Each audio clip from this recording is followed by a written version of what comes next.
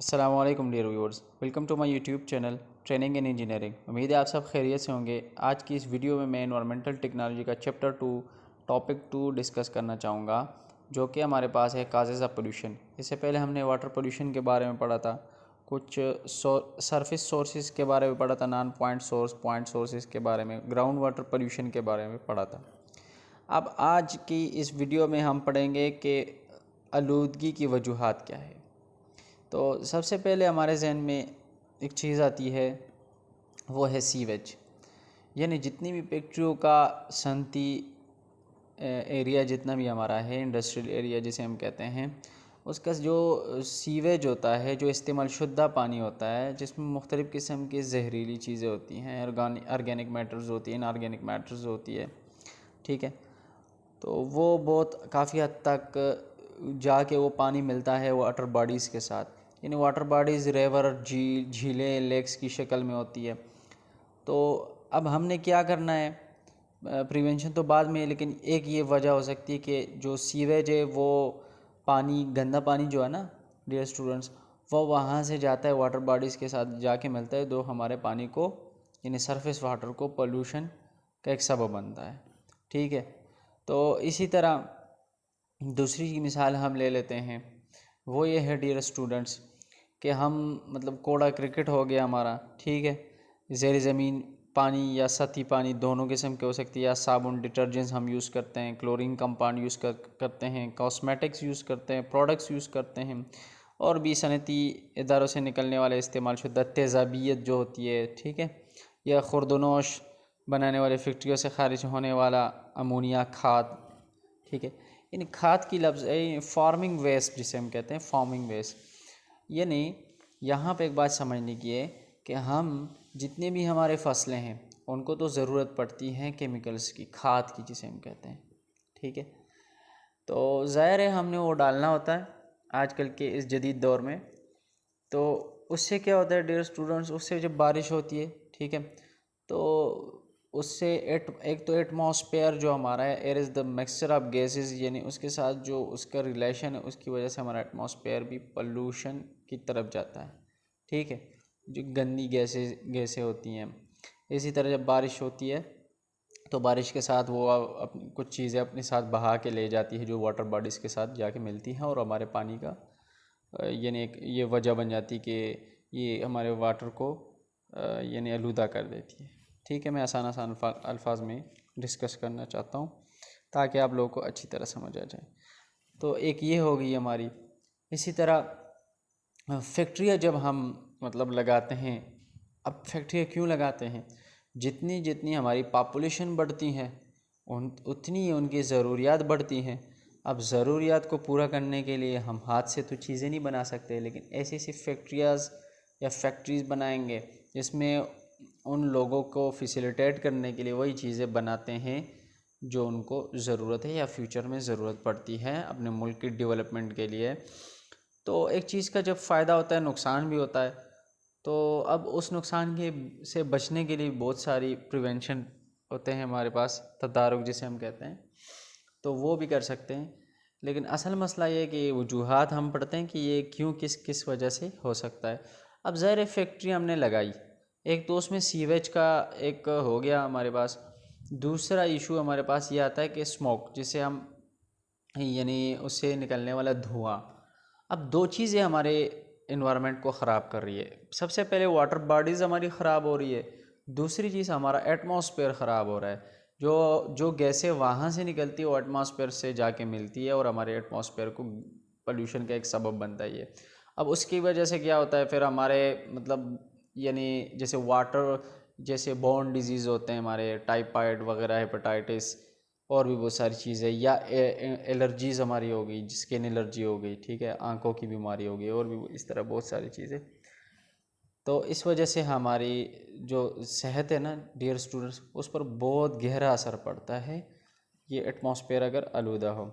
मैंने पिछली वीडियोज़ में भी बताया था कि आजकल एलर्जी का बहुत बड़ा प्रॉब्लम है। इवन मुझे ख़ुद ये प्रॉब्लम से मैं दो चार हूँ। तो स्टूडेंट्स आज भी मुझे ये हुआ था। ये क्यों कि वक्त वक्त वक्त के साथ जो चीज़ें बदल रही है ना, हम कहते हैं ना हम डेवलप कंट्री बनना चाहते हैं, तो ज़ाहिर है उनके तो कुछ नुकसानात भी होंगे। अगर फ़ायदा हमें दे रहे हैं तो उसका एंटी हमने ढूंढना है कि इसको, इन चीज़ों को कैसे कंट्रोल किया जाए। ठीक है, आया या फैक्ट्रियों को बंद किया जाए कुछ अरसे के लिए, नहीं ऐसा भी नहीं हो सकता। अगर हम बंद करेंगे तो फिर क्या करेंगे, पहले ही हमारे कंट्रीज़ जो है ना वो इतना अफोर्ड नहीं कर सकते। तो कहने का मकसद मेरा डियर स्टूडेंट्स ये है कि ये आलूदगी के वजूहात है। अब और कुछ मैंने लिखे हैं यहाँ पे आलूदगी के वजूहात, वो ये है ऑर्गेनिक पोल्यूशन। सबसे पहले हमारे पास है इसमें ऑर्गेनिक पोल्यूशन। ठीक है, अब ऑर्गेनिक पोल्यूशन में अगर सती सरफेस वाटर हो या ज़ेर ज़मीन यानी सब सरफेस वाटर हो, तो इसमें मैंने लिखा है कि मंदरजा झेल नामियाती आलूदगी हो सकती है। जिस तरह हमने पढ़ा था ना, ऑर्गेनिक मैटर वो चीज़ें होती है जो जिस दूसरी चीज़ के साथ रिएक्शन करता है। ठीक है, और इनऑर्गेनिक इसके बिल्कुल अपोजिट। तो ये इसमें कुछ चीज़ें शामिल है हमारे पास। सबसे पहले है डियर स्टूडेंट डिटर्जेंट्स, यानी साबुन वगैरह हम यूज़ करते हैं। ज़ाहिर है हम उसको जब यूज़ करते हैं तो वो पानी जाता है वाटर बॉडीज़ के साथ जाके मिलता है। ठीक है, इसी तरह हम सब्जियों के छिलके पत्ते वगैरह फेंकते हैं, फूड प्रोसेसिंग वेस्ट्स हो गया, और चर्बी घी तेल वगैरह हम यूज़ करते हैं, फिर इसको यानी हम बर्तन धोते हैं। ठीक है, और भी बहुत सारे मसले मसाइल होते हैं। फैट्स, पेट्रोलियम हाइड्रोकार्बन, पेट्रोलियम की मसनूआत, ठीक है, आजकल बड़े पैमाने से इस्तेमाल किया जा रहा है, जिसकी वजह से ये पोल्यूशन का सबब बन रहा है। Organic, in this is called organic pollution. या कॉस्मेटिक्स प्रोडक्ट्स हम यूज़ करते हैं। ठीक है, तो ये भी एक सबब है। या क्लोरीन कंपाउंड के, क्लोरीन के मुरक्कबात हम इस्तेमाल करते हैं, जिसकी वजह से ऑर्गेनिक पोल्यूशन, यानी ये एक पोल्यूशन की वजह है। कौन से पोल्यूशन की? वाटर पोल्यूशन की डियर स्टूडेंट्स। आगे चलते हैं इनऑर्गेनिक पोल्यूशन। अब सनती इदारों से हम पहले भी पढ़ चुके हैं, निकलने वाले इस्तेमाल शुद्धा पानी। ठीक है, जो सनती इदारे हैं उससे जो इस्तेमाल शुद्धा पानी है उसमें तेज़ाबियत होती है, ये गैर नामियाती इनऑर्गेनिक पोल्यूशन। और खुर्द नोश वाली अशिया तैयार करने वाले फैक्ट्री से खारिज होने वाले अमोनिया, या खाद फैक्ट्री से खारिज होने वाले नाइट्रेट्स फॉस्फेट्स वगैरह वाला पानी, ये भी इनऑर्गेनिक पोल्यूशन में आता है। या ऑटोमोबाइल, जैसे मोटर गाड़ियों की वर्कशॉपों से खारिज होने वाले धाती मवाद होता है, this is called inorganic pollution. Chemical industry से खारिज होने वाले मुख्तलिफ़ किस्म के केमियाई मुरक्कबात, ये इनऑर्गेनिक पोल्यूशन में आ जाते हैं। अब एक तीसरा हमारे पास है मैक्रो पोल्यूशन। एक होता है माइक्रो, ये होता है मैक्रो। अब बड़े साइज़ के अज्जा जो कि पानी में हलशुद्दा या तैरते हुए पाए जाते हैं, उनको हम मैक्रो पोल्यूशन कहते हैं। यानी बड़े साइज़ के अज्जा में, यानी सस्पेंडेड चीज़ें, जो सस्पेंडेड मैटर्स हमारे पास होते हैं, उनको हम क्या कहते हैं? Macro pollution. इनमें ज़ाहिर सी बात है, जब सस्पेंडेड की बात आई तो वो हल्की चीज़ें होंगी जो डूब नहीं सकती। इनमें से सब्जियों के छिलके, पत्ते, प्लास्टिक, कागज़ वगैरह के टुकड़े और दीगर किस्म का कूड़ा करकट शामिल है। तो ये मैक्रो पोल्यूशन हो गया। अब थर्मल पोल्यूशन, ये थोड़ा ज़रा गौर से समझने की बात है, क्योंकि इसमें बहुत सारी चीज़ें आ जाती है। Dear students, focus on this lecture please, ताकि आप लोगों को अच्छी तरह समझ आ जाए। दर्ज हरारत की आलूदगी में से कहते हैं थर्मल, हम कहते हैं हीट को। अब जहन में बात आती है कि थर्मल पोल्यूशन, अब पानी की बात हो रही है। अब पानी के ज़ख़ायर में दर्ज हरारत की कमी बेशी भी आलूदगी, या हम इसको दर्ज हरारत में कमी बेशी को हम क्या कह सकते हैं? Thermal pollution. ठीक है स्टूडेंट्स, क्योंकि इससे पानी भी मुतासर होता है। जैसे कि पानी की क्वालिटी होती है, ठीक है, वो उस पर बहुत बड़ा असर होता है। दर्ज हरारत ज़्यादा हो जाने से पानी में ऑक्सीजन की कमी हो जाती है, यानी टेम्परेचर बढ़ता है, ऑक्सीजन की कमी होती है। और जो पानी होता है उसका स्मेल भी अजीब किस्म का हो जाता है, जिसे हम बदमज़ा कह सकते हैं। ठीक है, तो ये थर्मल पोल्यूशन की वजह से। इसके अलावा ऐसे पानी में रहने वाले जानदारों की ज़िंदगी भी ख़तरा पड़ सकता है। ठीक है स्टूडेंट्स, कैसे? अगर दर्जे हरारत ज़्यादा कम हो जाए तो भी बहुत से आबी जानदार ज़िंदा नहीं रह सकते। दर्जे हरारत में कमी बेशी कुदरती तौर पर होती है और इंसानी सरगर्मियों से भी होती है। अब पावर हाउसेस की मिसाल है कि पावर हाउसेस में पानी को मशीनरी ठंडा करने के लिए इस्तेमाल किया जाता है, ठीक है। और गर्म पानी दरियाओं या दीगर पानी के ज़रिए में खारिज कर दिया जाता है, जिससे पानी के दर्ज हरारत में इजाफा हो जाता है। इस तरह सनती इदारों से खारिज होने वाला पानी भी गर्म होता है, जो कि पानी के ज़ख़ीरा दर्ज हरारत में इजाफे का बायस बनता है। अब ज़ाहिर है पानी का टेम्परेचर बढ़ेगा तो वहाँ की जो एक्वेटिक लिविंग ऑर्गेनिज़म्स है या लिविंग थिंग जितने भी हैं वहाँ पे, वो तो ज़ाहिर उन पर असर पड़ेगा, वो तो रहने के काबिल ही नहीं रहेंगे। एक तो मतलब पानी गंदा हो गया, ठीक है। दूसरा वो पानी बहुत ज़्यादा गर्म हो गया, टेम्परेचर भी बढ़ गया, तो भाई करेंगे क्या, ठीक है, रहने के लायक ही नहीं रहेंगे। तो ये this is called thermal pollution. और भी इसमें बड़ी डिटेल है, लेकिन आज हम इसके बारे में पढ़ते हैं।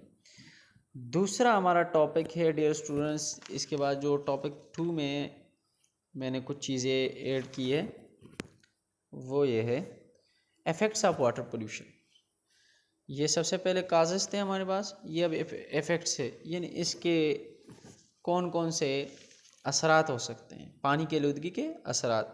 पानी की आलूदगी का सबसे बुरा असर ये पड़ता है कि जो आलूदगी की वजह से पानी में होने वाले अज़ ख़ुद सफाई यानी सेल्फ प्योरीफिकेशन का अमल मुतासर होता है। पानी जो है ना, इसमें ये होता है कि सेल्फ प्योरीफिकेशन ये करता है। ये किस वजह से, इफ़ेक्ट्स ऑफ वाटर पोल्यूशन की वजह से मुतासर हो जाता है। क्यों? क्योंकि इसकी वजह यह है डियर स्टूडेंट्स कि आलूदा पानी में नामियाती मादों की मौजूदगी की वजह से डिज़ोल्व ऑक्सीजन की मकदार बढ़ जाती है। यानी ऑर्गेनिक मैटर की मौजूदगी की वजह से क्या होता है, डिज़ोल्व हल शुद्ध ऑक्सीजन की मकदार बढ़ जाती है। इस तरह ऑक्सीजन का अखराज का अमल होता है, डी ऑक्सीजनेशन जिसे हम कहते हैं, जिससे पानी के जानदार हलाक होने का ख़तरा होता है। दूसरा बड़ा असर ये होता है डियर स्टूडेंट्स कि जो सस्पेंडेड मैटर्स होती है, तैरती हुई गलाज़तें, जो कि झील समंदर में तहनशीन होकर बदबू पैदा करती है, ठीक है। यानी जो सस्पेंडेड मैटर्स होते हैं, तैरती हुई मैटर्स, वो झीलों को समंदरों में तहनशीन होकर बैड स्मेल पैदा करती हैं और आलूदगी में मज़ीद इजाफा होता है। नदी या दरियाओं में आलूदा पानी शामिल होने से पानी का या इनसे पानी का इस्तेमाल, यानी पानी हमारा इस्तेमाल के काबिल नहीं रहता। अगर किसी आबादी को पानी सप्लाई करना हो तो ज़ाहिर है साफ़ पानी सप्लाई करना होगा तो सफाई पर ज़्यादा खर्च करना पड़ेगा। अगर सफाई का अमल अधूरा रह जाए तो पानी से पैदा होने वाली बीमारियों यानी वाटर बोर्न डिजीज़ के फैलने का ख़तरा होता है। अब डियर स्टूडेंट्स, यहाँ बात समझने की है कि काजेज़ में हमने पढ़ा कि किन किन वजूहात की वजह से पोल्यूशन पड़ते हैं। अब इनके असरात क्या हो सकते हैं। वाटर बोर्न डिजीज़ जो मैंने पिछले लेक्चर में आपको बताया था बड़ी डिटेल के साथ। तो इस तरह ऑक्सीजन, ज़ाहिर है उनको भी ऑक्सीजन चाहिए होता है। एक पानी का टेम्परेचर बढ़ गया, ठीक है, एक डीऑक्सीजनेशन शुरू हो गई, तो यहाँ पे भी काम ख़राब। एक्वेटिक पर बहुत बुरा असर पड़ता है।